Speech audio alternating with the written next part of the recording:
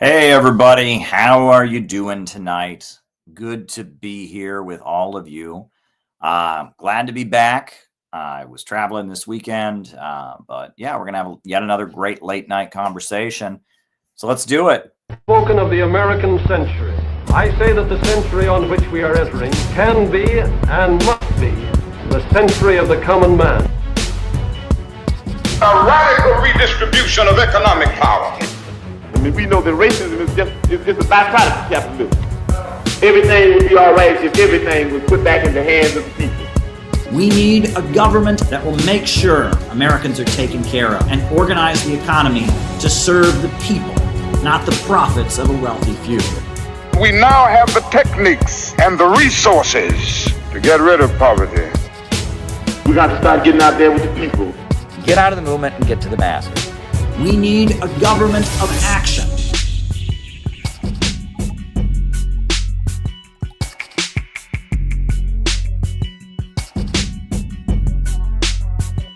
Welcome, everybody.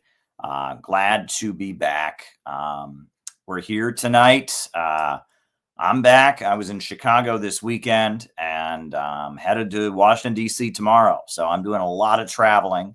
But I'm here with you all tonight, having yet another great late night chat. It's really good to be able to check in with all of you. Yeah, a lot of good stuff is going on. The way we do these streams, as always, is me giving my opening remarks, whatever it is I want to talk about for tonight. Then from there, we do the roll call, where I call you all out as I see you, names and locations. And then from there, I answer your super chat questions for the remainder of the night. So if you got something you would like me to talk about, send me a Rumble rant or Cash App me at CalebMoppin22. We can't accept super chats on this channel at this time because YouTube is being unfair to us. Hopefully that will change soon.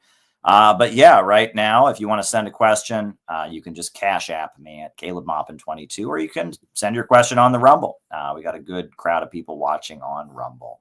That's the way things work. So a couple announcements. First of all, we have delayed the LA workshop. It's not going to be April 19th because I'm going to be traveling. It looks like I'm going to be out of the country.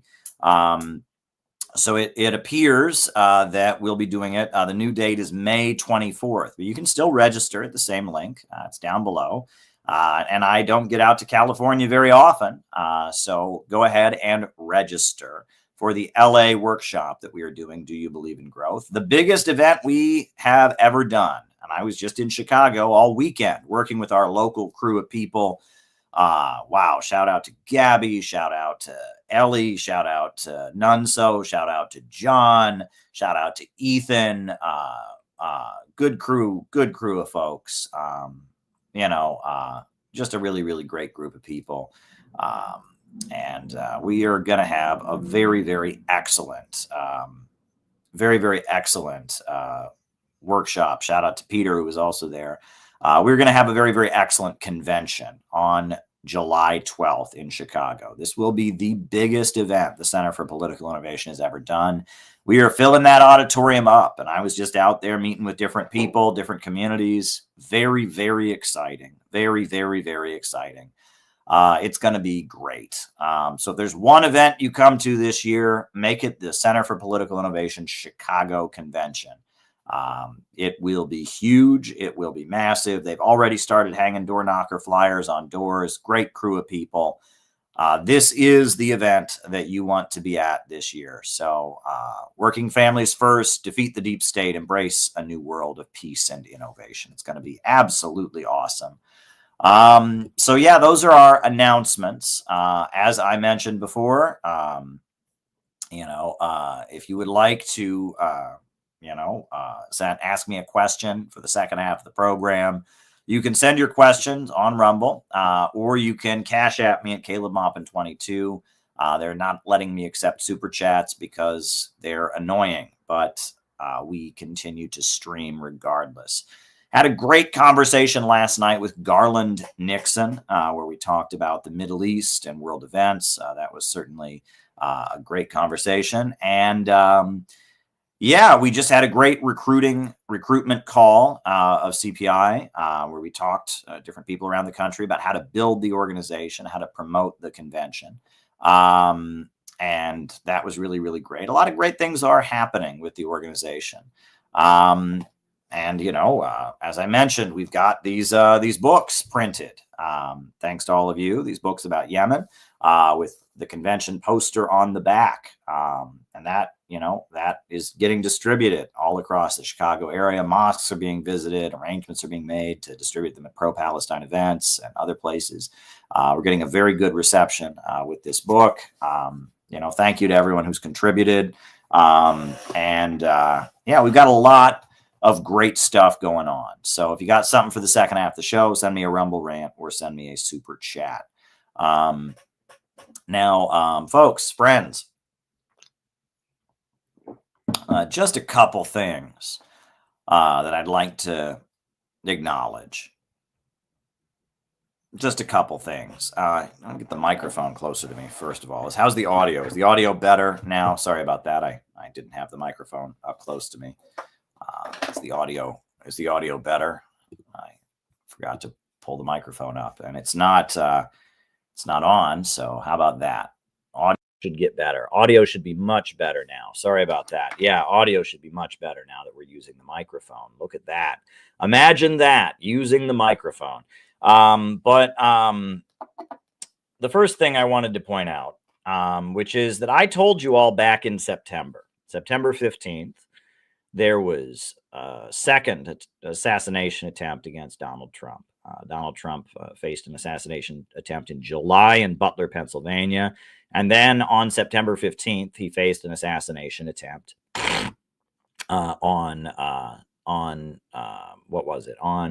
Mar-a-Lago, at the golf course where he lives in Florida at his residence.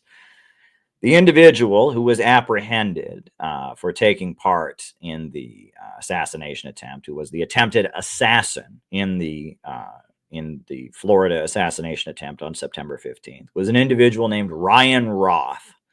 And Ryan Roth, he was somebody who was a convicted felon in the United States who had volunteered to fight against Russia in Ukraine.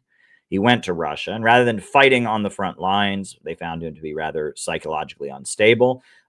He bragged on social media that he was involved in an effort by the U.S. State Department and the U.S. Embassy in Ukraine to recruit Afghans to fight in Ukraine. And he was involved. He was on the computer trying to convince Afghans to leave Afghanistan and come to Ukraine to fight against Russia.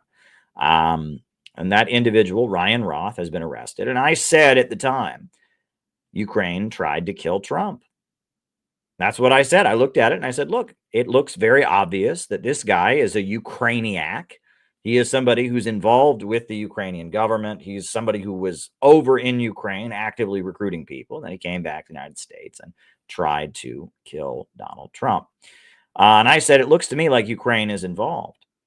But it gets more interesting. We now have a revelation about the fact that before he left for the United States, Ryan Roth, the Ukrainiac, he went ahead and tried to buy a rocket launcher from the Ukrainian military.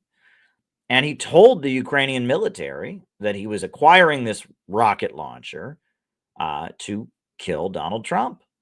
And he apparently told them, I am trying to buy this rocket launcher because I'm going to go back to the United States and I am going to try to kill Donald Trump. They didn't give him the rocket launcher, but they just forgot to mention that to the American authorities. Now, if somebody who's already in the country and is tied with the military feels safe enough to go to other military people and say, hey, can I have a rocket launcher? I'm going to use it to go kill the president of my own country. And he's not afraid of any retaliation for that. And then the government of Ukraine doesn't even bother to tell the American government, this guy who's on his way back to the United States tried to buy a rocket launcher so he could attack your president. And he apparently, I mean, maybe the guy's just crazy, but he apparently had no concern telling the Ukrainian officials, oh, yeah, I'd like to buy this rocket launcher to kill Trump. That raises some serious, I mean, it makes it pretty obvious that the Ukrainian government officials seem to have no objection to what he was doing. They didn't report it to American officials. They didn't try to stop him. And that I'm just saying, it looks to me like Ukraine tried to kill Trump. And I have said that from the beginning. Ukraine tried to kill Donald Trump. I have been beating that drum from the beginning. Now that we know about the rocket launcher, and now that we know, we from the moment we saw who Ryan Roth was, and now that we've got the rocket launcher, I'm telling you, it seems pretty obvious to me that Ukraine tried to kill Trump. And this is not getting any publicity or any attention. Now, people in the MAGA camp are starting to raise concerns. And they're saying, yeah, what's going on here? But let's just say it. Ukraine tried to kill Trump. Ukraine tried to kill Trump. Not only was Ukraine involved in, helping prevent the election of Trump in 2020, Zelensky campaigned with Hillary Clinton and with Kamala Harris. Ukraine was involved in trying to win the election for the Democrats, but it appears that during the election, Ukraine tried to kill Trump. And this needs to be a bigger scandal, right? I mean, there's all of this concern that Russia may have bought some bots or trolls. And here we have the Ukrainian military. It appears somebody involved with the Ukrainian military came back to the United States and tried to kill the president of the United States. That is a serious security concern. And mainstream media won't say this. And, they're coming up with all kinds of crazy theories about maybe Iran tried to kill Trump. This is right in front of our face, right? It's right in front of our face that Ukraine tried to kill the president of the United States. And that is a very, very, very serious concern. And I feel like we should be beating this drum as loudly as we possibly can. Because, this is the obvious situation. Somebody, an American volunteer who was part of the efforts by the U.S. government to part of the Ukrainian government military operations. Look at the details. It looks to me like Ukraine tried to kill Trump. And I'm calling it, and I'm saying, right, Ukraine tried to kill Trump. And, mainstream media doesn't want to say that, doesn't want to highlight the case. It seems pretty obvious to me.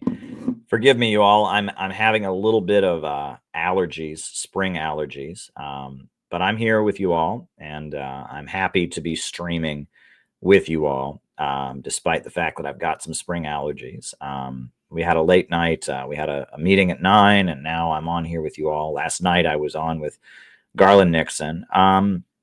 The other thing that I wanted to mention while I'm here is about the situation with Iran, right? So Iran and the USA are negotiating. And, for a while it looked like Iran was not willing to negotiate with the United States. Then it looked like Iran was willing to negotiate. And it looks like Iran and the United States are coming to the table. Now, they're coming to the table in the context of a lot of threats from the Trump administration. This is a very serious situation. Iran has made clear it is not trying to acquire a nuclear weapon, but under certain circumstances where they felt they were under threat, they might consider doing that. Now, generally, the supreme leader of Iran has forbidden nuclear proliferation of any kind. But Israel has been accusing Iran of trying to get an atomic bomb since the 1980s. And there's never been any serious violation of the Iran, nuclear non-proliferation treaty. So the way it works is that there's something called the Nuclear Non-Proliferation Treaty, which was signed by a number of different countries. And basically it says that if you don't already have nuclear weapons, you can't acquire them if you sign the treaty. Only one country has ever quit the Nuclear Non-Proliferation Treaty. That's North Korea. North Korea withdrew from the Nuclear Non-Proliferation Treaty. And if you sign on to the Nuclear Non-Proliferation Treaty, the International Atomic Energy Agency monitors all your nuclear power sites in your country.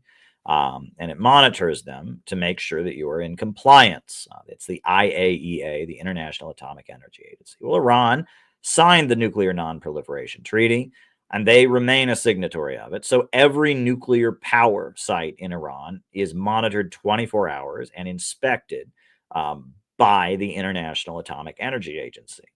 Now, we are frequently told that Iran is trying to develop a nuclear bomb. However, at no point has Iran ever been found in violation of the International Atomic Energy Agency or the Nuclear Non-Proliferation Treaty. Now, at various times, they've developed something here, they developed something there, but they've always complied with their obligations under the treaty. And then, more recently, in 2015, Iran signed the nuclear agreement with the Obama administration. You had the P5+1 talks that took place in Geneva, and Iran agreed to basically shut down its peaceful nuclear energy program.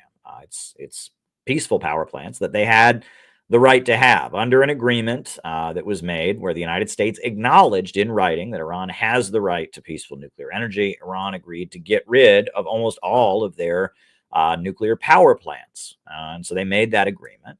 After they made that agreement, the USA escalated its sanctions against Iran. Then Donald Trump took office for his first term, and he pulled the United States out of the agreement. He terminated the Iran nuclear deal. And then after that, he then murdered Qasem Soleimani, the top general in Iran, the national celebrity of Iran, the military hero of the country. And the USA withdrew, and so the nuclear deal is no longer in existence. So Iran says, hey, look, we basically agreed to not have very much nuclear power at all in exchange for you acknowledging that we have the right to have it. And we gave huge concessions. And in exchange, the USA backed out of the deal. And then we got our top military leader, Qasem Soleimani. He was killed. So Iran has increased its nuclear program. And they are expanding their nuclear program. Now, they are expanding it in ways they are allowed to expand it under the nuclear deal. Now, there is a concern that they could pull out of the non-proliferation treaty, and then they could violate it, kind of like North Korea did, right? North Korea was in it. They were complying with it. And then they said, look, we're withdrawing from it. And they withdrew from it, and they develop nuclear weapons. And there is hinting on the part of a number of government officials in Iran that they would do the same thing if they felt that their security was in jeopardy, if they felt they were under existential threat. They might do it. Now, Scott Ritter has been raising the alarm across the internet that if Iran does this, if Iran were to pull out of the non-proliferation treaty and was to actually start, developing a nuclear bomb, the USA and Israel would then get green light to attack them. And that would be suicidal on the part of Iran. And Scott Ritter is saying that. And I mean, he's not saying this as an advocate of such aggression.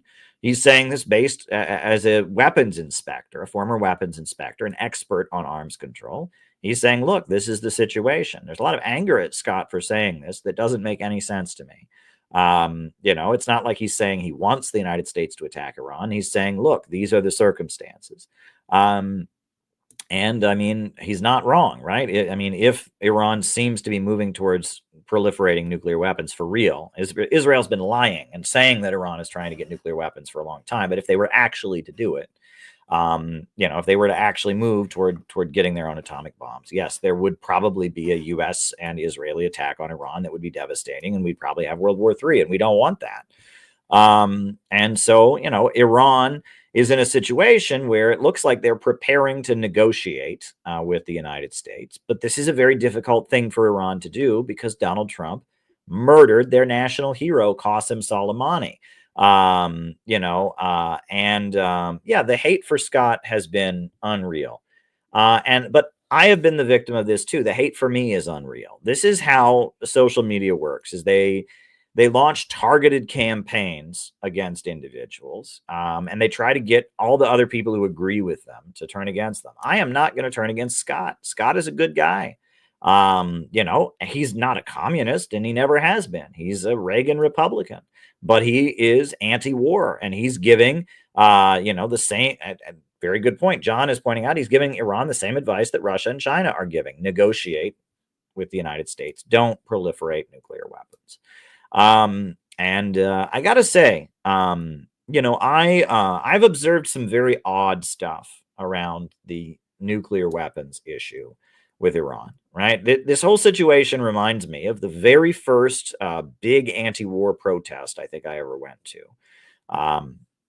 When I was in high school, senior in high school, me and my high school friend, we went to a big anti-war rally in New York City. And at that anti-war rally, there were, I think there was like 100,000 people in the streets. 2006, the year I graduated from high school. It was in April, right? About a month or two before I graduated from high school. My friend and I, we took a bus up to New York and we participated in the big anti-war rally in New York City. And I remember being at that rally and how there was, there was a Trotskyite group that was there kind of harassing other communist groups, saying, why are you not loudly supporting Iran having nuclear weapons? It was very, very odd. Very, very, very odd. They were walking up to different communist groups and they had big signs, Iran needs nukes. And it was pointed out to me at the time that Iran, their position is we don't want nuclear weapons. Their position is we have fully complied with the treaty. And so this Trotskyite group was going around with signs, Iran needs nukes to defend itself. Iran needs nukes. And that was not the issue. The issue was that Iran was saying, we're not trying to get nukes and stop putting sanctions on us. We're fully complying with the treaty. That was the issue. And this Trotskyite group was obscuring the issue. They were going out of their way, like demanding that in the name of being ultra revolutionary, you call for Iran to develop nuclear weapons when Iran isn't seeking them. And that was pointed out to me that's almost like imagine that there was a black man who was shot by the police because they said they thought he had a gun, and it was clearly a lie, right? He held up his wallet and they shot him and they said, oh, we thought he had a gun. Would the correct response to that be to go around saying black men have the right to carry guns? He should have had a gun to defend himself from the police. Would that be the right way to respond to that? No, you'd say he didn't have a gun. There's no way they thought he had a gun. They used that as a lie to attack him. That would be the correct response. And yes, maybe you do believe in the right to bear arms. Maybe you believe in armed self-defense, but that's not the issue. The guy didn't have a gun. They lied and said he had a gun in order to attack him.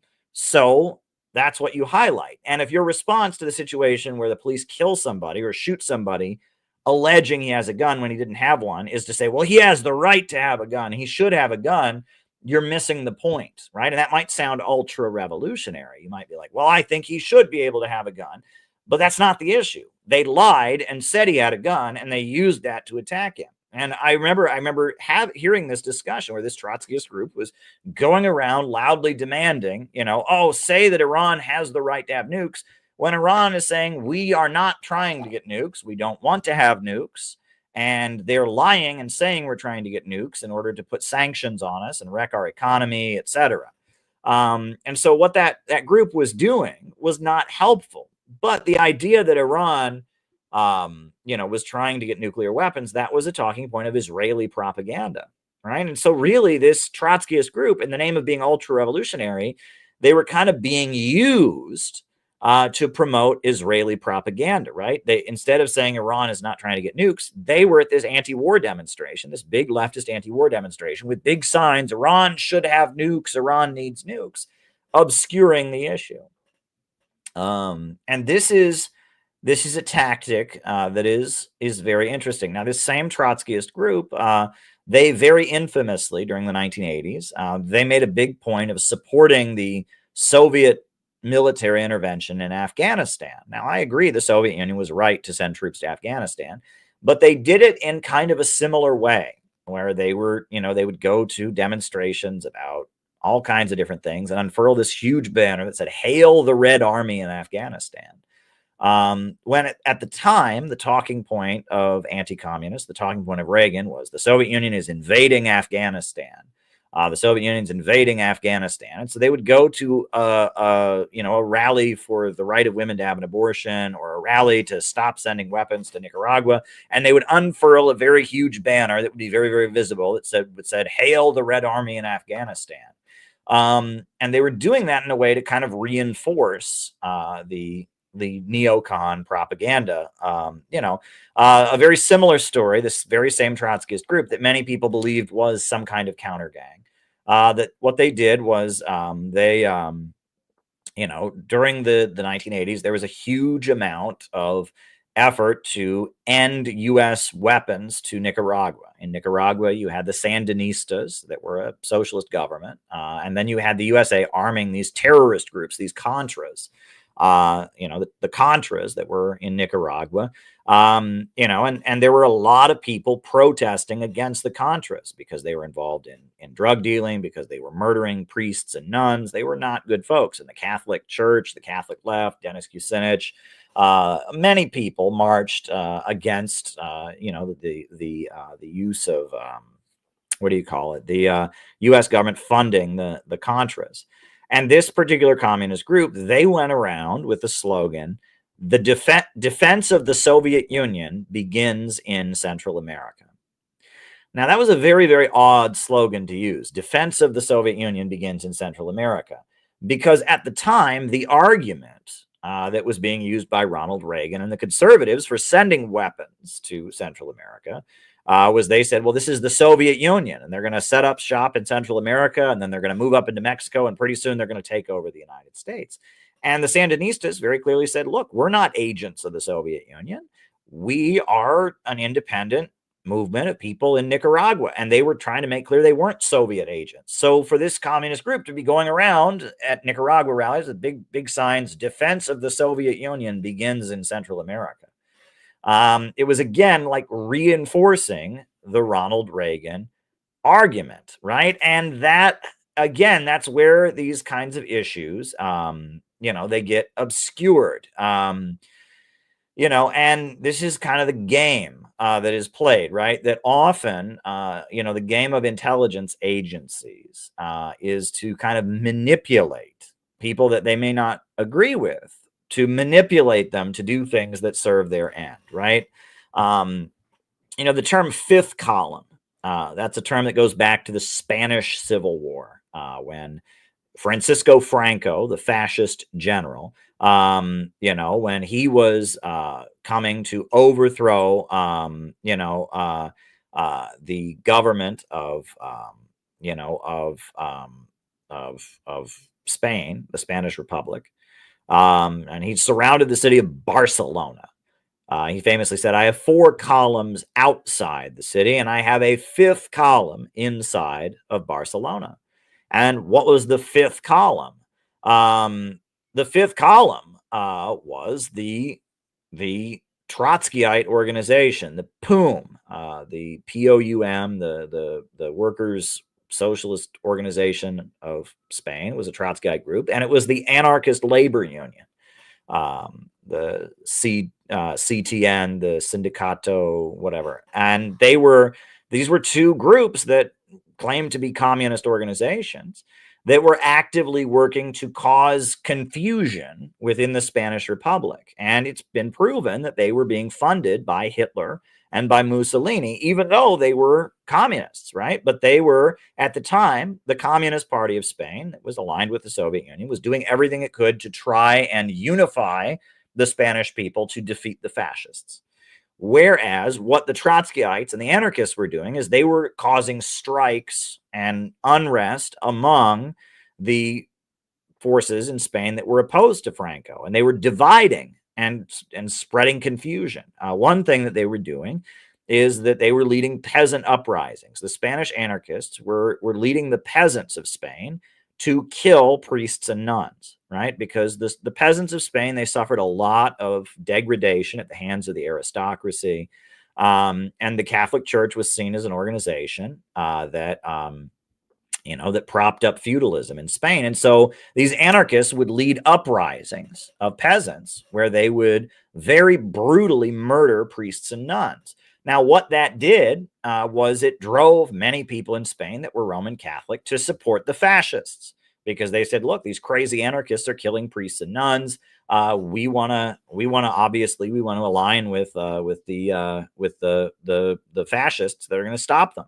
And all over the world, fascist propaganda would frequently show the very brutal things that these anarchists were doing to priests and nuns. And, these anarchists were saying they were doing in the name of communism, they're fighting for the peasantry, but they were actually engaging in activities that were helping the fascists. And they were trying to undermine the Spanish Republican government, and they were trying to polarize the people of Spain, and make it so many of the people that were in the anti-fascist camp felt threatened, and they were trying to divide the anti-fascist side to make it easier for Franco to win. And they probably didn't know they were doing it. They probably sincerely believed what they were doing, but they were being covertly boosted by the fascists. They were the fifth column of Franco. And that term fifth column was used during the Second World War to refer to the enemy within, the people that are, trying to sow division and weaken our effort to defeat the fascists. And that these people that are going after Scott Ritter right now, I would argue this is fifth column activity. Scott is an ally of peace. Scott is an ally of Iran. He is one of the biggest defenders of Iran, one of the biggest opponents of war against Iran. We had a convention where he got up and very loudly said, I support Hamas because they're, fighting against Israel. I mean, Scott is an anti-imperialist. But he's saying honestly, as a nuclear, expert, Iran must negotiate with the United States, and Iran should not, increase nuclear production. They should not move toward breaking out of the non-proliferation treaty. And that's a perfectly respectable and reasonable thing to say. But the fact that certain people are demonizing him, and what do they want him to say? They want to say, oh yeah, Iran should get a nuclear bomb. How does that help Iran? How does that help the world, right? You might argue that as a matter of principle, Iran has the right to get a nuclear bomb. They technically don't because they've signed the non-proliferation treaty, but you could argue that a country that feels it's under attack has the right to get it. That's not the issue. If they get it, that will be used by Israel and America to attack Iran, to justify their attack. And so it is in Iran's interest not to proceed with nuclear proliferation. It's in Iran's interest to negotiate with the United States. And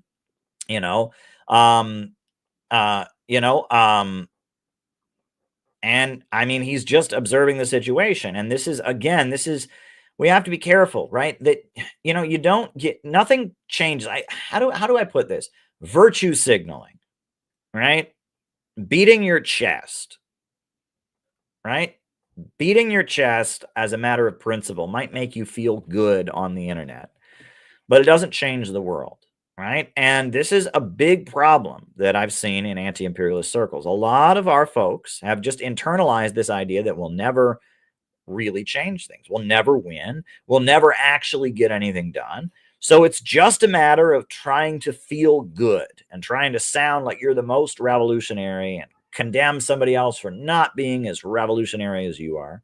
And that is a dead end, right? It's about how can we actually make the world a better place?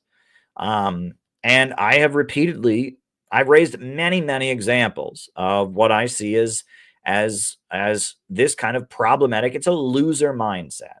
It's a loser mindset. It's a scarcity mindset, right? It's this attitude of I'm never going to win. I'm never going to change the world. I'm never going to accomplish anything. So I just want to feel good about myself by putting other people down, or by hurting somebody else, or by presenting myself as better somehow, more righteous in my indignation than everybody else. And all of that is not productive. I mean, a great example that I've raised on here is the Luigi Mangione murder. That Luigi Mangione is alleged to have. You can send me a gift on Cash App, Caleb Moppin 22. That's a good way to If you want to donate, you can do that. You can go to the CPI website and donate to CPI. We have a donate button. But yeah, I'm on Cash App, Caleb Moppin 22. If you would like to send me a contribution of some kind, you can join on the Patreon, etc. There are many ways to help us out. You just can't support us on this channel with super chats because we've been demonetized. But yeah, look, Caleb Moppin 22 on Cash App is a great way to give to me. You can go to the CPI website and hit donate. There are many ways to help me out. I appreciate you inquiring about that. I can use the support. But anyway, back to the point, right? Luigi Mangione,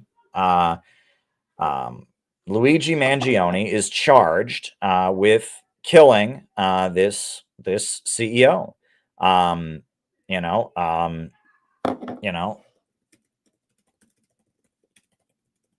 And he's charged with killing him. Now I'm not saying this CEO, I mean, this guy, Brian Thompson, he made his career. He made a lot of money for the corporation by denying people health care.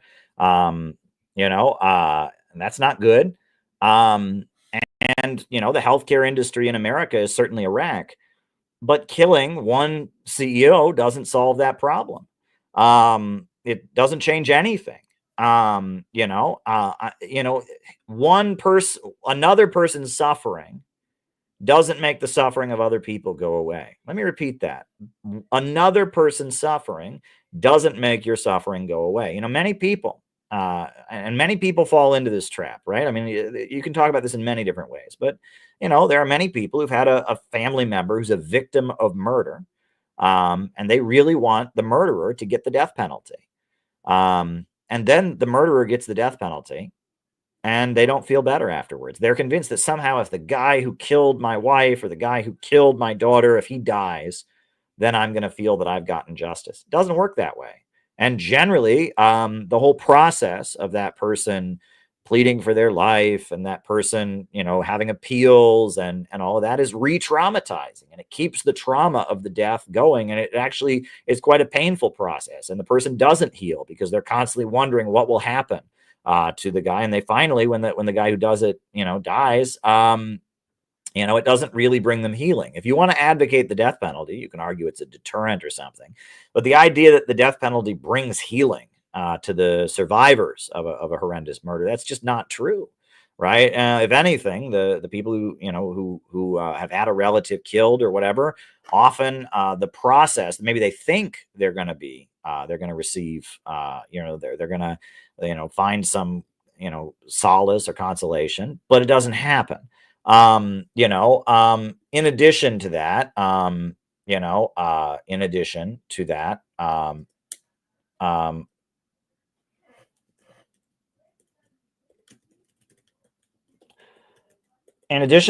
right, an assassination of a CEO is not a change in policy, right? Killing a CEO doesn't change the healthcare system of the United States. Killing a CEO doesn't inform or educate anyone about the healthcare debate. All it does is enact bitterness, right? That's all it does, is enact bitterness, and people bitter make people hopeless. That's all that happens. That's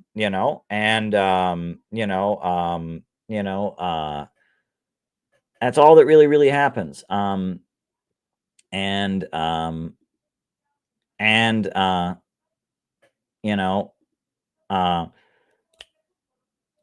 And at that point, you have to wonder, why are they advertising the Luigi Mangione case? In the book that I wrote about it, I pointed out that you'll notice the very same mainstream media that demonized the Medicare for All marches and smeared and canceled Jimmy Dore horrendously for promoting the Medicare for All marches and for standing up for force the vote and all of that, is now celebrating Luigi Mangione. Why? Because Luigi allegedly did something that won't change anything. And force the vote, having an up-down vote for Medicare for All, building a mass movement, Medicare for All marches, that will actually change something. And that's why that's off limits. And Jimmy Dore was an evil Nazi, and the Medicare for All marches were what, you know, it was a red-brown alliance. And how dare anybody, you know, ever participate in that? But one individual act of violence, you know, is celebrated as, you know, some great act of heroism. And that is not the answer. But anyway, I see a lot of Rumble rants have come in, and I've even got a super chat that came in on Cash App. So thank you, everybody. We're going to have a very productive second half of the show. I did want to talk about a couple more things before we do our roll call and before I start answering people's questions. One of them is that I'm about to publish this book. This is going to be my new book, Khrushchevism, a study in psychological warfare. And this book, that's a great cover that was designed. You know, shout out to the person who designed it. This cover is it's very, very much this cover is very much it gets to the essence of it. Yes, Funky, I saw you, and thank you. Great work. It gets to the essence of, right, so Khrushchev was the leader of the Soviet Union after Stalin died. And Khrushchev, he came to power, and the first thing he did was he gave a speech that accused Stalin of all kinds of horrendous things and basically said all the things that Western mainstream media had said about Stalin were true. And he gave this devastating speech against the Soviet leader, Joseph Stalin. And that speech that he gave really demoralized the Soviet people. And it wasn't true. And I'm not doing a Grover Furr here. Grover Furr wrote a very good book going through Khrushchev's speech point by point, comparing it to the Soviet records. But I instead am looking at the psychology, the psychology of Khrushchev's secret speech, why Khrushchevism and the kind of trope about cult of personality and all that appeals and works in communist circles, and what we can really learn. And it's a study in psychological warfare, because there is an effort to dismantle any anti-imperialist movement, any anti-imperialist organization. And part of that is the kinds of psychological manipulation that Khrushchev engaged in. And the book is done. I'm basically just in the process of laying it out. I'm adding pictures, graphics to the book, etc. But I feel really good about it. I don't expect it to be a huge seller simply because of the fact that it's a bit of an obscure topic. I write books about current events and stuff, but this is something that's about a historical topic, but it's important. And it serves an organizational purpose, because if you're building an anti-imperialist organization in our time, Khrushchevism and the trope about cult of personality and the kind of sentiments that Khrushchev appealed to are what we're up against. Liberalism, the ideology of liberalism, and the woke synthetic left very much tap into certain mindsets, certain feelings of rebellion, certain distrust, feeling like you're a character in George Orwell's 1984. And so I wrote this book. This book is the result of years of research into how to build an anti-imperialist organization. And one of the main barriers to building an anti-imperialist organization is what's called Khrushchevism. And so this book will be out hopefully within the next few days. I'm hoping that, it goes through on Amazon without any trouble, and we can just go ahead and have it available. I'm very proud of this book, and I hope that people will read it. Because if we're going to build an anti-imperialist organization in our time, we need to be aware of what Khrushchevism is, and we need to actively fight against it. We absolutely do. So I just wanted you all to be aware that this book is coming out. I've been putting a lot of work into it. That's one thing I can do when I'm traveling, is I can write. And so I had the opportunity to write this book. It's a long book. It's going to be well over 300 pages long. There's a lot in it, and I talk about very recent events. And I'll probably read the book on these streams if I can. just so, because I feel the content of it is very, very important. But, and I feel like this book will be of interest to people that are in the communist spheres, people who are interested in Stalin and defending Stalin. But it's about much more than that. And I talk about Jerry Healy and how they went after the Workers' Revolutionary Party. I talk about all kinds of anti-communist tropes. In the cover there, I've got a picture of Khrushchev holding the book "The God That Failed." Well, that was a famous anti-communist book that was published by the CIA, "The God That Failed." And I talk about Eric Hoffer and his book True Believer, and I talk about a lot of the tropes that ultimately led to kind of where we're at and what Khrushchevism really is. There's a mindset that really comes out of Khrushchev's secret speech. So I wanted to let you all know about this project. The fourth chapter of the book is already available. I released that a few weeks ago. It's the chapter about Jerry Healy. I really hope that people will enjoy the book. So there we go. So the last thing I wanted to talk about before we do the break and then I start answering people's questions was I had a great time in Chicago. I will say my time in Chicago was packed. I was in Chicago. I got there Thursday night. Friday, we were meeting with people. Saturday, we were visiting venues. We visited the venue where the convention is going to be. We went around to different places. We then had a great meeting with some local folks. Sunday, we had another meeting, and then we had a demonstration. And then we put door knockers on doors. We were putting door knockers on doors in the Chicago area. We've been really doing great stuff. But our team in Chicago, they need all the help they can get. They have a big task ahead of them. I'll be honest. Shout out to Gabby. Shout out to John McCarthy. Shout out to Ellie. Shout out to Nunso. Shout out to Ethan. Shout out to everybody. They really need your support. And if you can help us build this convention in any way, we need your help. We want to prove that we can put on a major anti-imperialist rally in July in Chicago. We're challenging ourselves to do it. And so we need you to help us build for this major anti-imperialist rally that we're doing.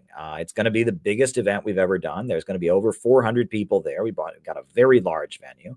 We need your help to help us get those door knockers on doors. Help us. So we had a small rally while we were in Chicago. So I'm going to put the video of that rally on. And that rally was an anti-war demonstration. And as you'll see, it was effective because we didn't get into the team sports. So here we go. This is our demonstration that we did. Shout out to everyone who's in this video and all the people that, were in the background, maybe didn't want to be in the video. Here we go.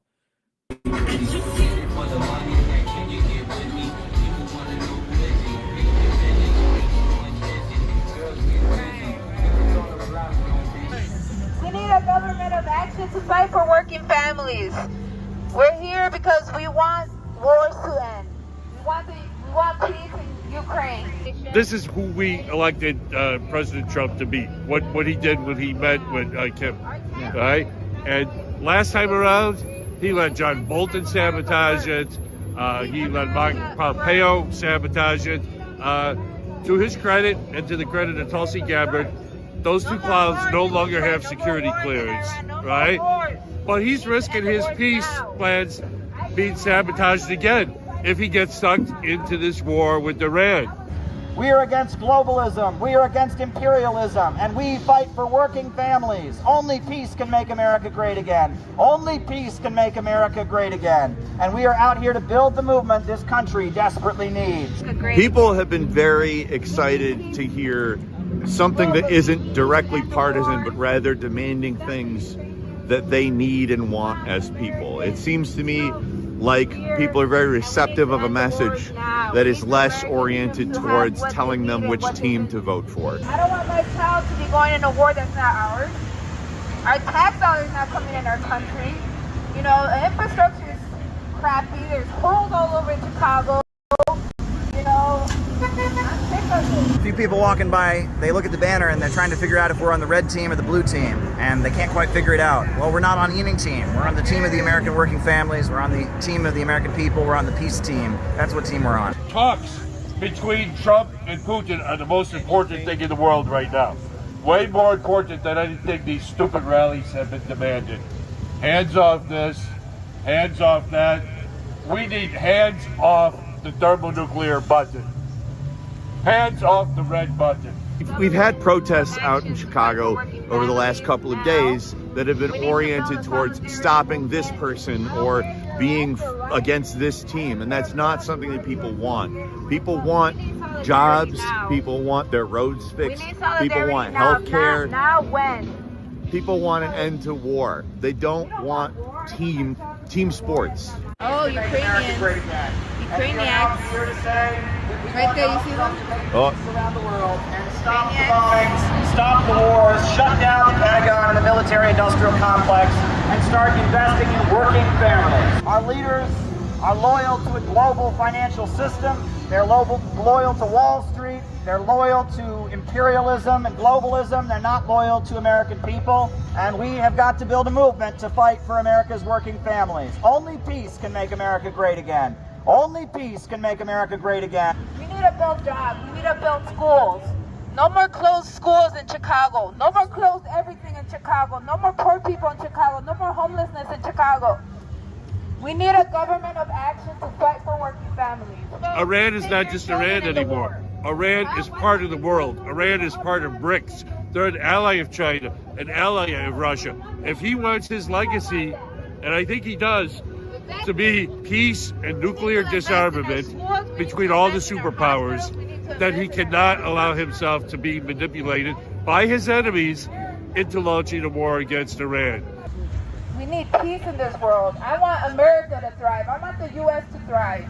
It's our time to thrive. The American people need to thrive. Not the privatized banks. They're the ones that are winning. They're the ones that are loving us fight against each other. All these clowns out here demonstrated against him with Trump derangement syndrome. Hands off this, hands off that. They actually even say hands off NATO. Right? They're trying to protect this dangerous, aggressive military alliance. We need to tell Trump, hands off the button. Hands off the nuclear button. The fact that he has restored diplomatic relations between the two largest thermonuclear powers in the history of the world, right? That's the most important thing going on in the world right now. That has to succeed. That's what everybody should be talking about. I don't care what you think about him or his party or the other party, right? We have to be supporting him on this mission of stopping the countdown to World War III. So we're out here to say peace with Russia, no war with Iran, and hands off the little red budget. We're building for our July 12th conference. So right now we're just trying to have the word out in Chicago. We need to look to countries like China, who are actively eliminating poverty. We shouldn't be competing with them, we should be copying them. Bombing Yemen will not make America great again. Sending weapons to Ukraine will not make America great again. Only peace can make America great again. And it's time that the working families of this country got the support they need and the government began to invest in America and not a global machinery of death. Build some roads, build some highways, build some schools, build some hospitals, and stop dropping bombs around the world and stop destroying countries. Lift those sanctions, start making some trade deals, negotiate, invest, build a new world, invest in human beings. We, human beings with our creativity and brilliance, we are the thing that creates wealth and makes life better. No species has ever done what human beings have done. We are creative, we are innovative, and we need a government that invests in the people, not in the Pentagon and the machinery of death. Hands off the button. Hands off the button. Peace with Russia, no war with Iran. Peace with Russia, no war with Iran. Peace with Russia, no war with Iran. Hands off the button. Take it down.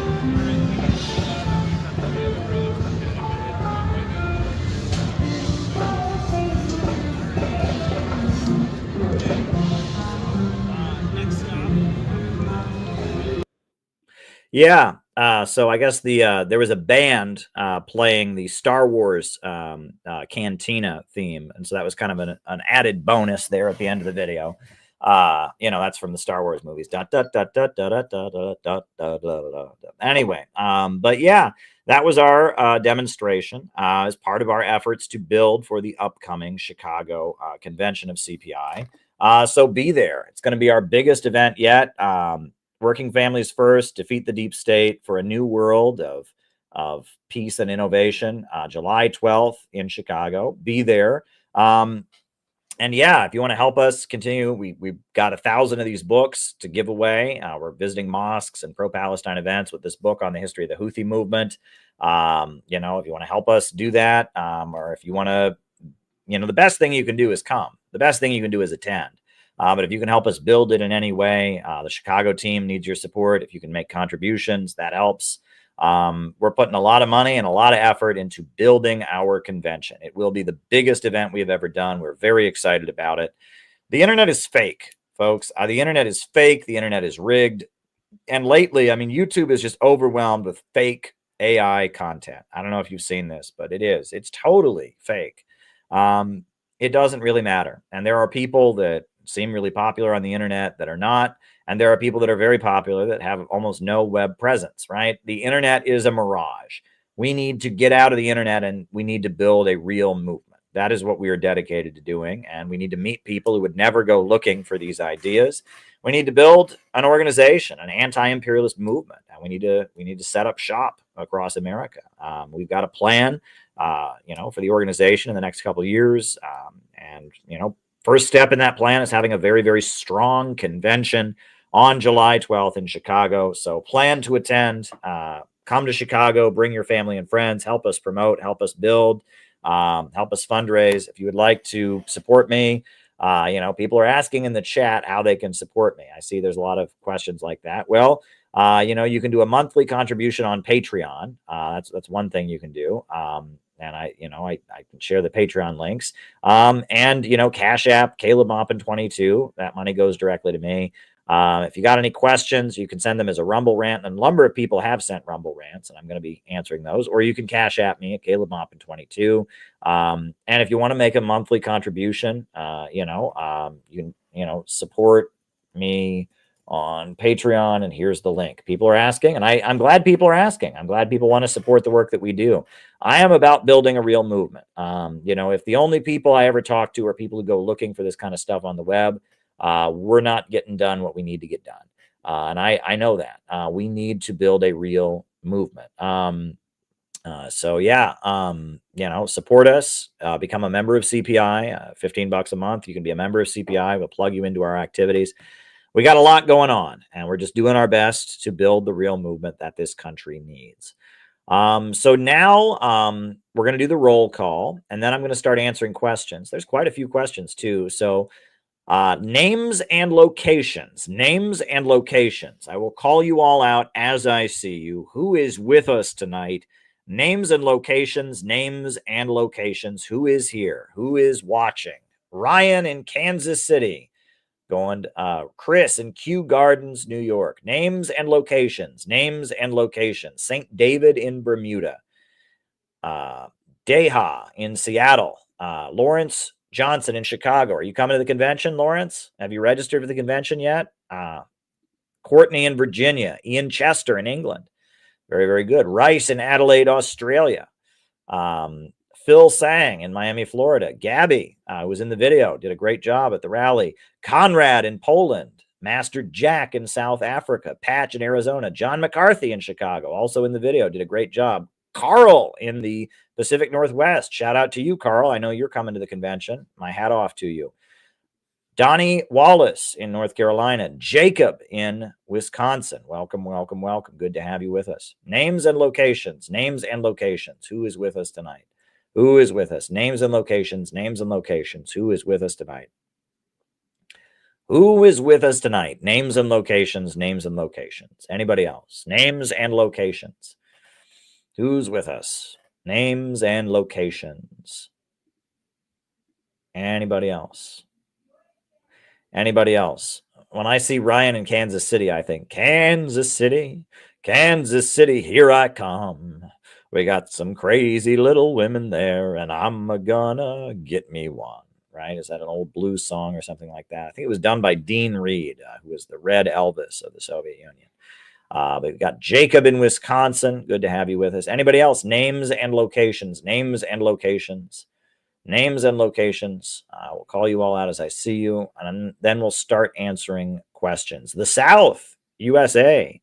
Kingfish, Huey Long. Good to have you with us. Good to have you with us. Now, the super chat question that came from Briggy. Briggy asked, she asked, are the tariffs a money power grab by the elites? Well, and we got Joe Durham in North Carolina. Are the tariffs a money power grab by the elites? Well, shout out to Noah. We just had a great CPI recruitment meeting, and Noah in Boston, one of our members, he talked about how this has a lot to do with monetarist economics. That if you follow the economics of Milton Friedman, there's this belief that the less currency that is out there, the lower inflation becomes, and that increases the value of the currency, and that reverse inflation is a very big part of neoliberal economics, and it was also a really big part of Nazi Germany. And that making it so U.S. currency, U.S. dollars are not being spent around the world because of huge tariffs, making it very, very hard for the population to spend money, is a way of trying to increase the value of the currency. It includes getting rid of government employees, because government employees are paid by money the government prints, and that this is an effort to decrease the amount of government spending. One thing that was pointed out by Mariah, who's also from North Carolina, is Mariah pointed out that we can't just reindustrialize the United States. This idea that, we'll put big tariffs on all these countries and then we'll have to set up manufacturing here in America. It's not realistic. It's not realistic because of the fact that the reason we can't industrialize is we don't have the infrastructure, we don't have the engineers, we don't have the scientists, we don't, our power plants are falling apart, and the idea that we're just all the jobs are magically going to come back because of tariffs, it's not going to happen. We don't, as he's putting it, we don't have the skilled manpower, and we don't have the infrastructure, and that the United States has really deteriorated. We don't invest in our population by training people. We don't invest in our infrastructure to make it a good place to do business. And that's what makes all of this a bit of an illusion. It is a boost for American companies, right? Because if the tariffs inflate the prices of all of the international competitors, American companies will make more profit, no question about it. But will it just magically bring jobs back? No, it will not. And it will result in us having less access to international products to spend money on. And so there you go. It's pretty wild. And that ultimately the way to really grow an economy is with physical economy. We need to invest in the population by providing education, providing healthcare, providing economic opportunity.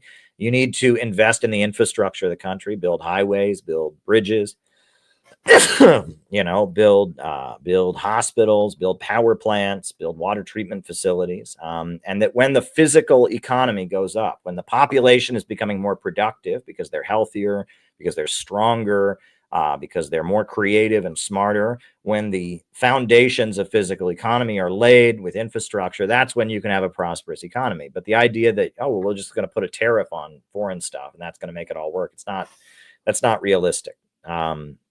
It's not realistic. So there we go. And thank you for that question, Briggy. So now there's a lot of super chat or Rumble rant questions that have come in.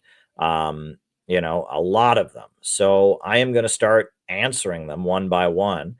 Thank you, everyone who sent a Rumble rant. And as I said before, if you'd like to make a contribution to support printing these books about Yemen that we're distributing everywhere, or if you'd like to ask a question, or if you'd just like to support us in general, you can, Caleb Maupin, 22 on Cash App is a great way to contribute. Or you can just send questions via Rumble Rant, or you can support me on Patreon. There's different ways to support what I do. I'm glad so many people are asking about that tonight. But anyway, John McCarthy, he says, Netanyahu worried that Trump started Iran negotiations without asking his permission.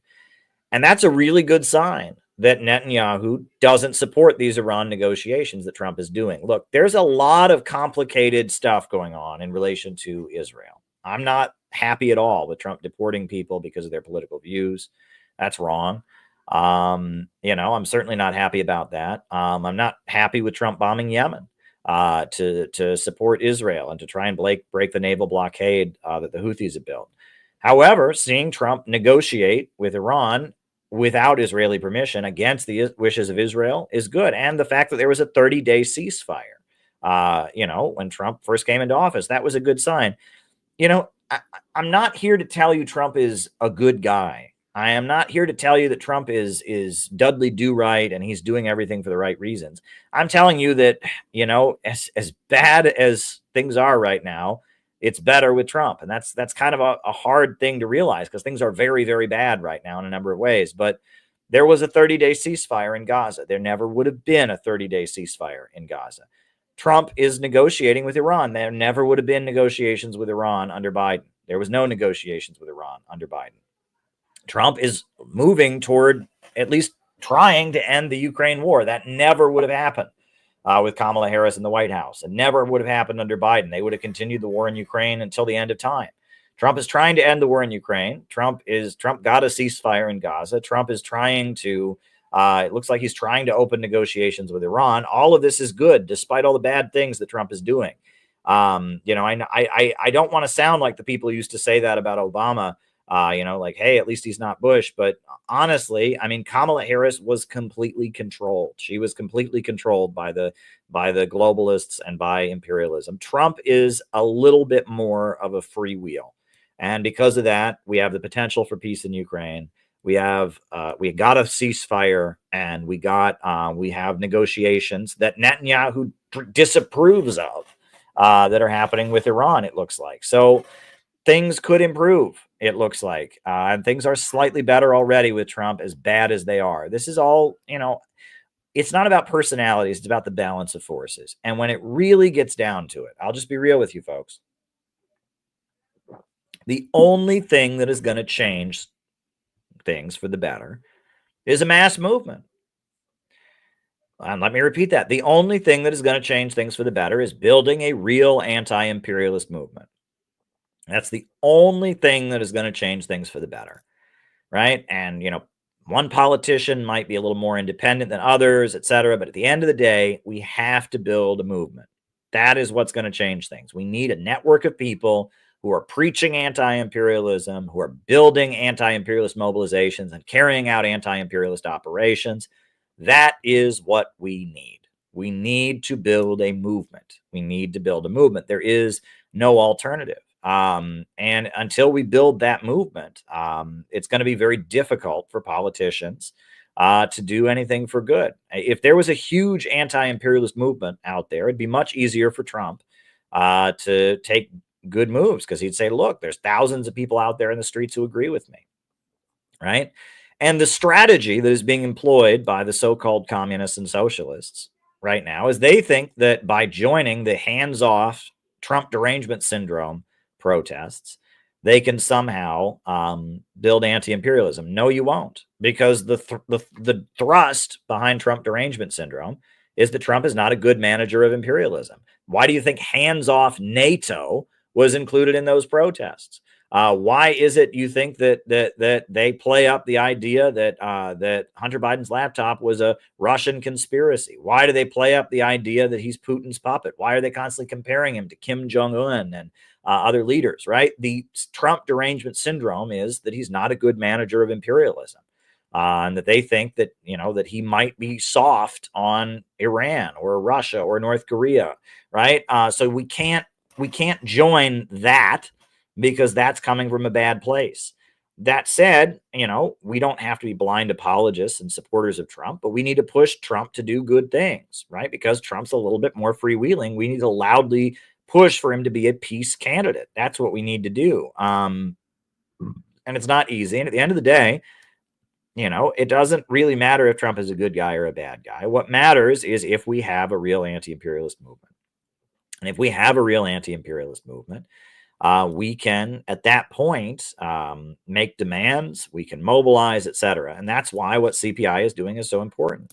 And there's a lot of, a lot of silliness out there. I'm at the point where I'm really done with the internet to some degree or other. I'm focused. I'm at the point where I am starting to develop much better tunnel vision. And I've said tunnel vision a lot. But I feel like I'm really doing it. I'm starting to develop real tunnel vision to focus on what we are doing to build anti-imperialism and not worry about anybody else. And I'm getting better at that. In a weird way, I'm always telling people we need to get out of our bubble. But in a way, in order to get out of a bubble, in order to get out of an internet bubble, we have to create our own bubble. I am at the point where I'm actually proud of myself. I'm not concerned about what these rivals are doing, what these other communities are doing. I'm very focused on what CPI is doing. And we're having Zoom calls. We had a meeting just earlier tonight. We got a meeting on Saturday. I spent the weekend in Chicago, and I'm starting to focus more on what we're doing. And I'm not thinking about what jokers are doing, because it doesn't affect us in any way. And the more that we can develop tunnel vision, right? And just focus on getting our work done as effectively as we can, the better. And I'm actually proud of myself, because I feel like I'm actually developing the tunnel vision I've been trying to develop for so long. But I need your help, and I need you all to go out and do it, right?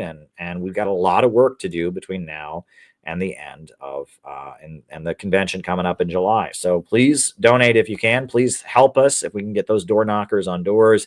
If we can, you can figure out how to get to Chicago, bring people. We need to make this effective. All right.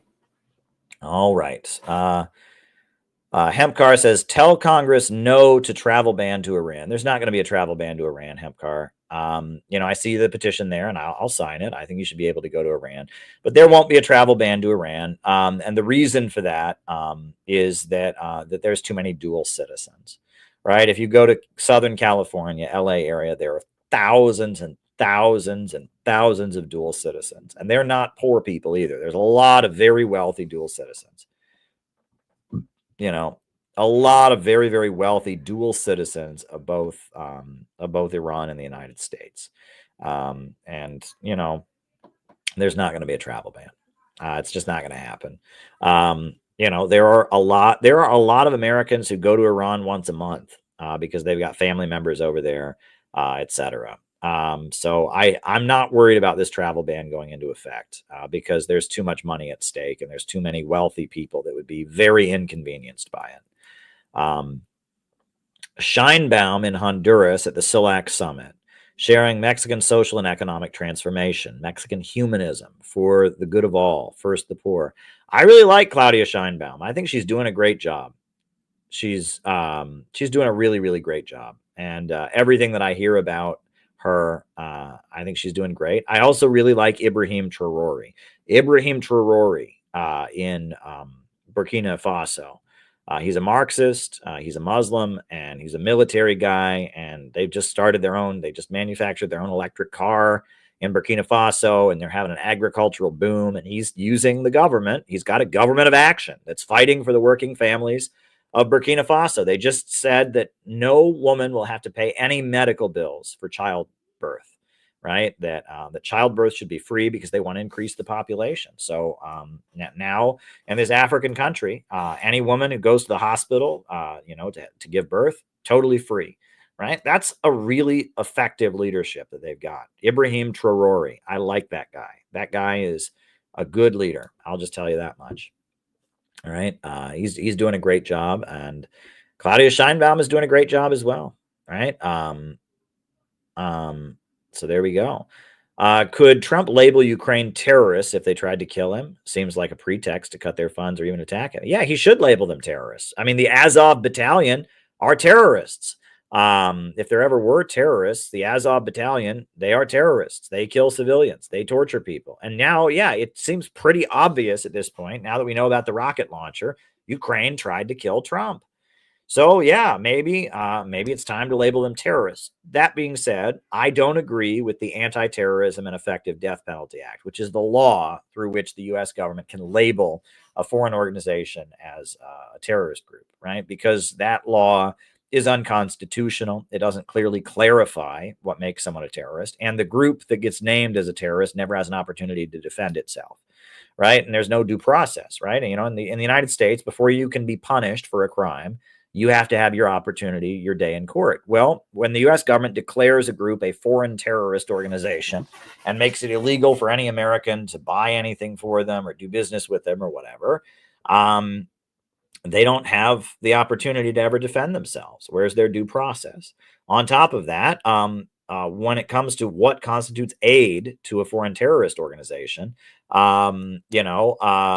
it's not clear. And there's been cases where, aid has been making a website that sympathizes with the group, right? There's been Muslims who've gone to prison because they made a website that was sympathetic to a group that was designated as a terrorist group. So that whole law through which a group can be designated as a foreign terrorist organization is unconstitutional. It violates due process, and it violates the First Amendment, freedom of speech, freedom of assembly, freedom of religion. So that law needs to be gotten rid of. But that said, right, if you want to play that game, if Ukraine tried to kill Trump, which it looks like they did, why are they not designated as a foreign terrorist group? Why not? Why not? Oh, and we have another super chat that came via Rumble Rant. So yeah, so there we go.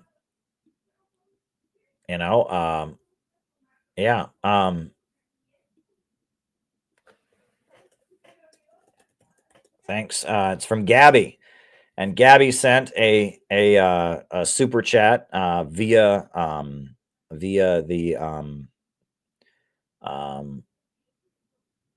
the Cash App, but she didn't ask a question. What was your question, Gabby? What was your question? You said you sent $3, but what's your question? Did you have a question to go with the $3 you sent on Cash App? Say your question, Gabby. If you want to put it in the chat or you want to text it to me or whatnot, that's fine. But I just need to know what your question is. So what do you think of the whole situation? Here we go. With Trump sending drones to Mexican cartels. So what is that? Is with Trump sending drones to Mexican cartels? Is it he's going to fight drug cartels in Mexico with drones? Is that what it is, or is it he's giving? What's the story there? I don't quite know the story there. Right? A lot of these cartels. I'm typing cartels, drones. Trump is discussing drone strikes on Mexican drug cartels. Well, that would be a violation of the sovereignty of Mexico. Right? If the USA were to start flying drones into Mexico to fight cartels, that would be a violation of I'm sorry, but if there's criminal groups that are in Mexico, that is for the Mexican government to deal with. Now, if they come into the United States, that is, at that point, the U.S. government can deal with it. But let that be said, these cartels are all crawling with informants. A lot of people have pointed out that, these drug cartels, they always seem to get their hands on U.S. grade weaponry. Whenever the U.S. government gives weapons to the Mexican police, they pretty quickly end up in the hands of the drug cartels. And that a lot of these cartels, these cartels, they did a very brutal assassination. They've assassinated socialist student activists in Mexico before.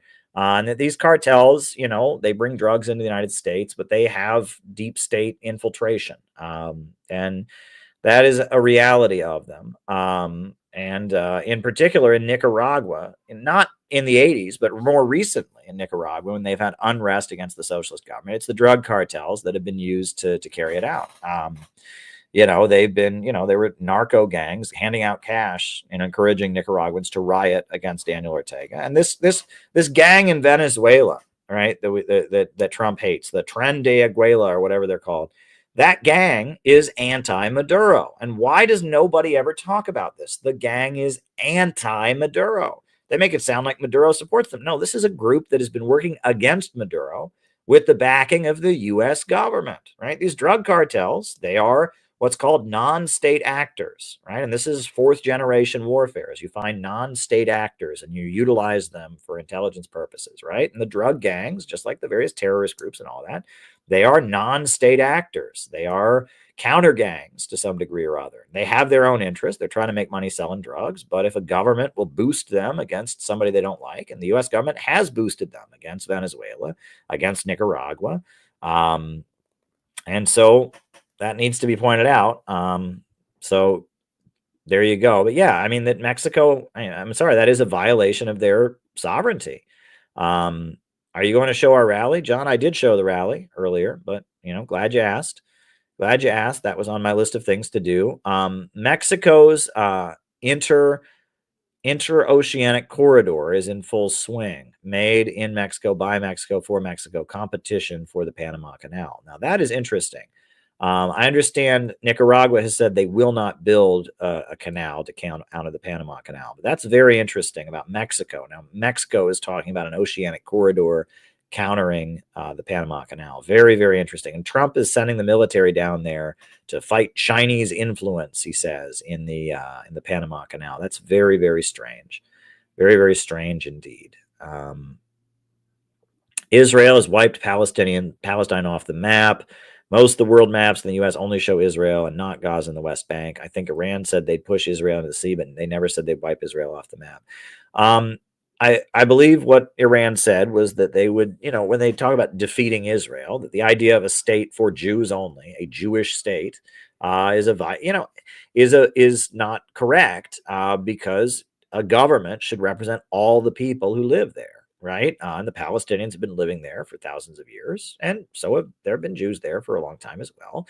And that there should be a government in that place that represents all the people there. That is what the demand, and that would be the abolition of a, quote, Jewish state. Right. But it doesn't mean killing and forcibly deporting all the Jews. That's not what it means. Right. And that's one thing I've heard from Zionists for years is, from the river to the sea means drown all the Jews in the Mediterranean. That's not what that means. That if you're against Israel's quote unquote right to exist, that means you want to, it means you want to kill all the Jews or deport all the Jews. No, I mean, there's plenty of white people in South Africa. There's plenty of white people in Zimbabwe. Now there have been a lot of white farmers who have left Zimbabwe as they've redistributed land. Right. But a lot of white people in South Africa, a lot of white people in Zimbabwe, but I think the idea is that there should be a government, in Palestine that represents all the people there, Jews and Muslims. Why is that such an offensive demand? Right? Why is that something that that is considered anti-Semitic? If you say all the people living in this particular strip should, in this particular area, they should all have equal rights. And there should be a government that represents all of them, not a Jewish government for Jews only. Why? I mean, what is anti-Semitic about that, right? And yeah, Iran has no diplomatic relations with Israel. Iran does not recognize Israel, right? And they don't. I mean, and there's no question about that. So, I mean, there you go. That said, people often ask me, they say, Caleb, does Israel have the right to exist? Why do you care what I think about that?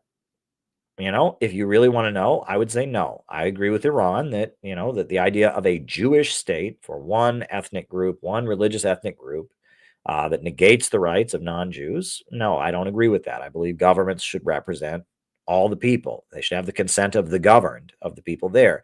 That said, right, me saying that, okay, I don't agree with Israel's right to exist doesn't mean anything. Israel exists, right? And that when people ask me what the solution to the Israel-Palestine conflict is, I tell them, I wish I could give you an easy answer.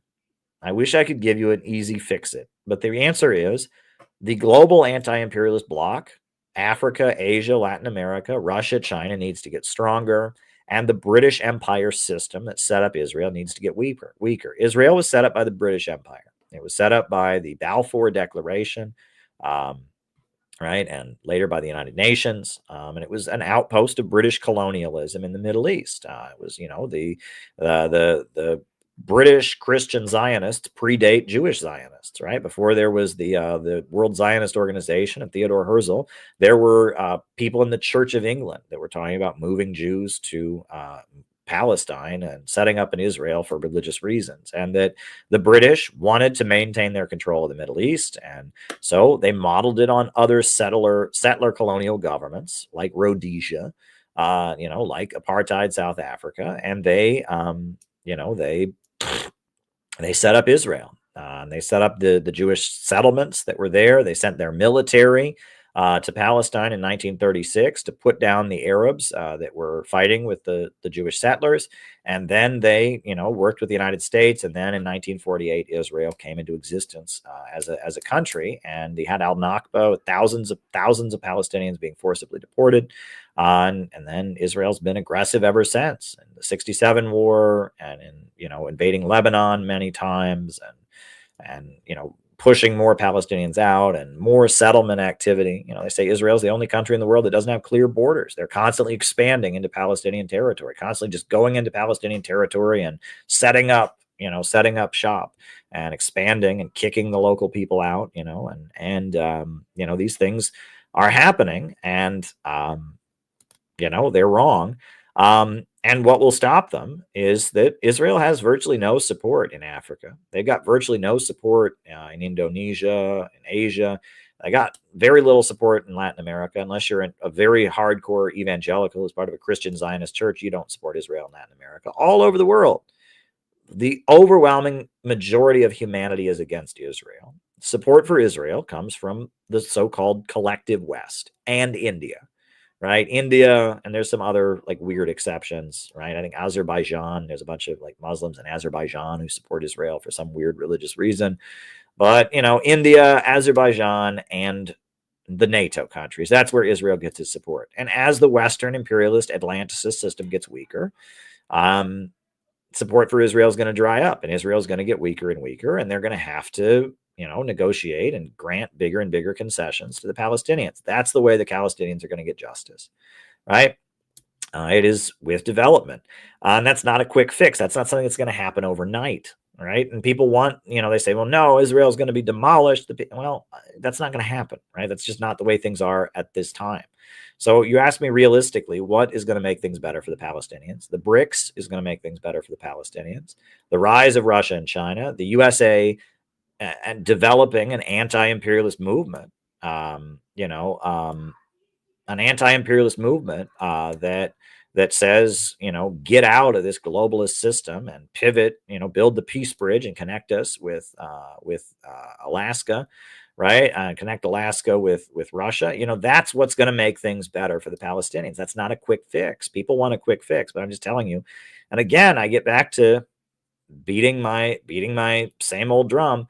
There's no alternative. We've got to build a mass movement. We've got to build a mass movement. This book that I've got coming out is all about how they have done everything they can and waged all kinds of crazy psychological operations to make sure to prevent the rise of an anti-imperialist movement, right? In this book, I talk about how Stalin was the leader of a global anti-imperialist movement, that after the Second World War, China broke free, African countries were breaking free, and with Khrushchev's secret speech, that led to a huge amount of demoralization. And they've run similar psychological operations against anti-imperialist groups ever since then, and tried to create a spirit of demoralization. And that what Stalin was doing when he built up the Soviet Union with the 5-year plans, when he created that atmosphere of brotherhood and community, we're going to mobilize together and build up our country. What Stalin was doing had a very spiritual quality to it. And Khrushchevism tapped into some sides of leftism, the libidinal and edible impulses that are a big part of leftism, to rip apart, and demoralize the global communist movement, which at that point was the center of anti-imperialism. And from there,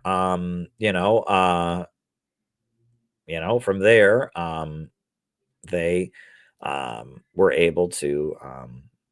I'm sorry.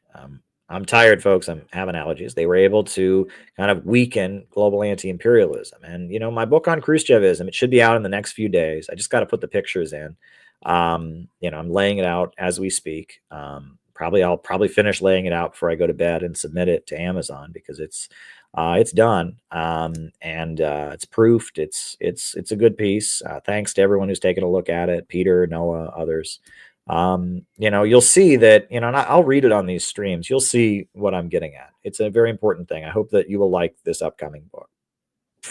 But we've got to build a movement, right? And that's why I wrote this book all about the Houthis. Who are the Houthis? Well, you might think the Houthis are a bunch of people in Yemen with a different religion and different culture and different background than we've got. But actually, by studying the Houthi movement, you will learn about how to build an anti-imperialist movement. And actually, I used the Houthis to talk about what an anti-imperialist movement, is like, and how the Houthis were able to build. And if you read this isn't just about Yemen, right? This isn't just about Yemen. It's about anti-imperialism and how it manifests itself. That's what this book is about. And that's why I'm really, really happy to get this book in as many people's hands as possible, because through this book, they're going to learn about what anti-imperialism is. We have 1,000 copies of it with this beautiful poster on the back for our anti-imperialist convention coming up in Chicago. So good times, folks.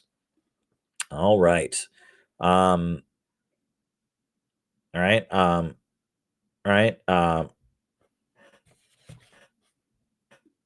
There we go. All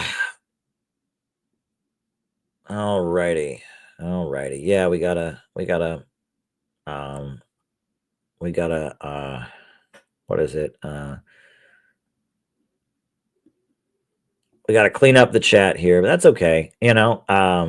That's fine.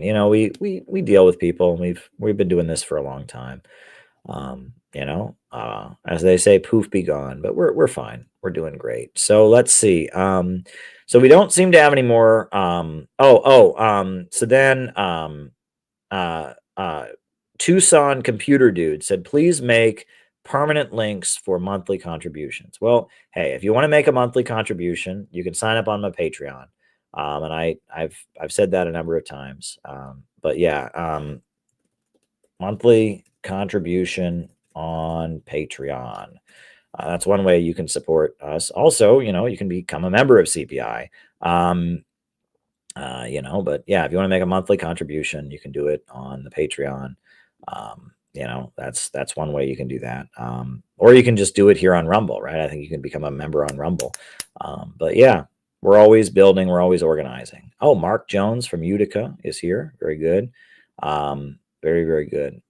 So yeah, folks, just wanted to get on here. This is a little later than usual, and I have to go to DC again tomorrow. I'm traveling a lot, folks. I'm traveling a lot, but it's worth it, because I'm going around the country meeting with people, and we're building our movement, right? I mean, everywhere I go, I'm getting our job done. So I maybe there's a chance I could stream from the hotel room tomorrow night. I'm hoping I can pull that off. I've got a hotel room tomorrow night, so maybe I'll be able to stream for you all tomorrow night. I'll definitely stream on Saturday. It's really important to stream on Saturday. But Saturday is like the big night. Whenever we have like a lot of people, it's always on Saturday. So I'm going to try to stream. But yeah, I'm glad I had this opportunity to check in with all of you, and talk about important stuff. And I'll be back. So join the Center for Political Innovation. We need more members. And let's talk anti-imperialism. It's after midnight here, and I'm feeling pretty tired. Like I said, spring allergies, and then I got to hit the road tomorrow. I had a great, productive weekend in Chicago, and we've got a lot of work to do to build our convention. Dare to struggle, dare to win. So I guess I'm going to put on the closing music, and we'll be done for tonight. So yeah, thanks everybody. I'm glad you all are here, and we are doing important work. And yeah, I feel like we've got a new sense of tunnel vision. Just focus on our own work and building and constructing, and we are winning. So here we go. New upsurge in the struggle against U.S. imperialism is now emerging throughout the world. Ever since World War II, U.S. imperialism and its followers have been continuously launching wars of aggression. But the people of various countries have been continuously waging revolutionary wars to defeat their aggression. And while the danger of a new world war still exists, and the people of all countries must get prepared, revolution is the main trend in the world today.